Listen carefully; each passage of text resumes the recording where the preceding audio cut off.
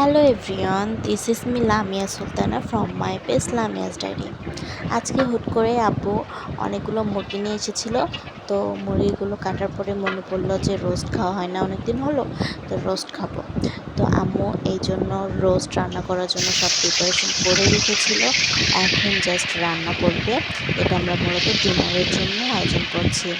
তো রোস্টের কথা মাথায় আসলে বিরিয়ানি ছাড়া কি রোস্ট জমে? একদমই না। আর সাথে মাছ ভাজি একদম তো থাকতেই হবে। তো এখানে রোস্টের সব প্রিপারেশন আম্মু আগে করে রেখেছিল। এখন রোস্টগুলোকে ভালোভাবে তেলে ভেজে নিচ্ছে।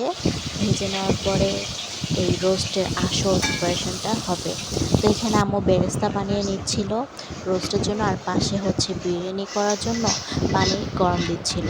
তো এখানে হচ্ছে আম্মু রোস্টে যে রান্না করা ওটা স্টার্ট করে দিয়েছে। এখানে পেঁয়াজ, মরিচ, বাদাম, তারপরে মশলা সব পেস্ট করে রেখেছিল, ওটা ভুনা করে নিচ্ছে। এটা হালকা কষিয়ে নেওয়ার পরে তারপরে বাকি উপকরণগুলো দিয়ে দিবে। তো আমি, আমার বোন সবাই রান্নার রুমে আম্মুর সাথে দাঁড়িয়েছিলাম, দেখছিলাম আম্মু কীভাবে রান্না করে। আর আমি কিছু কিছু ক্লিপ নিয়ে নিয়েছি যাতে আমি পরে এটা দেখে আমি আবার ট্রাই করতে পারি।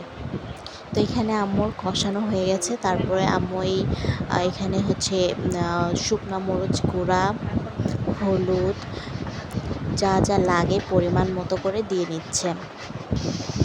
তারপরে সামান্য পরিমাণে লবণ দিয়ে ভালোভাবে কষিয়ে নেবে। তারপরে এখানে হচ্ছে দিচ্ছে টক দই আর রাঁধুনি রোস্ট মশলাটা মিক্সড করে আম্মু এটাতে দিয়ে দিচ্ছে। তো এটা ভালো করে কষাবে, দেন চিকেনগুলো দিয়ে দিয়ে রোস্ট কমপ্লিট হয়ে যাবে। আর এখানে আম্মু হচ্ছে হালকা পানি দিয়ে নিচ্ছিল এটাকে কষানোর জন্য। এই তো রোস্টের প্রিপারেশন চলছে। আর রোস্ট আর বিরিয়ানি এটা কার না পছন্দ? সবারই পছন্দ। আমাদের তো সবার অনেক বেশি পছন্দ বিরিয়ানি। এটাকে বিরিয়ানি বলা চলে না, পোলাও, সাদা পোলাও। ওকে, তো এখানে হচ্ছে আম্মু গুঁড়া দুধ আর গরম পানি করে রেখেছিল, যে গরম পানিটা মিক্সড করে রোস্টে ইউজ করবে। তো এখানে যে আম্মু গরম পানি আর দুধের গুঁড়াটা ভালো করে মিক্সড করে নিচ্ছে, এটাকে আমরা রোস্টের মধ্যে দেব তার জন্য। এই তো আমি একটু ক্লিপ নিয়ে নিয়েছিলাম, তারপরে তো এখন আমি এটাকে দিব রোস্টের ভিতর। আর আসলে রোস্টের ভিতর দুধটা কেন দেওয়া হয় আমি জানি না। আর এখানে আম্মু একটুখানি চিনি মিক্সড করছিল, কারণ আমাদের রোস্টটা একটু ঝালঝাল হয়ে গেছিলো। আর আমরা মূলত ঝালঝাল রোস্ট খেতে পছন্দ করি। তারপরে এই যে মশলাগুলোকে কষিয়ে নেওয়ার পরে চিকেনগুলো দিয়ে দিব। চিকেনগুলো দেওয়ার পরে আমরা যে দুধ চিনি মিক্সড করে রেখেছিলাম সেই মিক্সটা দিয়ে দিব। আর এই বাটিটা গরম পানি দেওয়ার কারণে এত পরিমাণে গরম হয়ে গেছিলো, তার কারণে আম্মু কাপড় দিয়ে ধরেছিল যাতে হাতে গরম না লাগে, এই জন্য। এই তো আমাদের রোস্ট অলমোস্ট ডান। এখন আম্মু এটাকে সুন্দরভাবে কষিয়ে নেবে।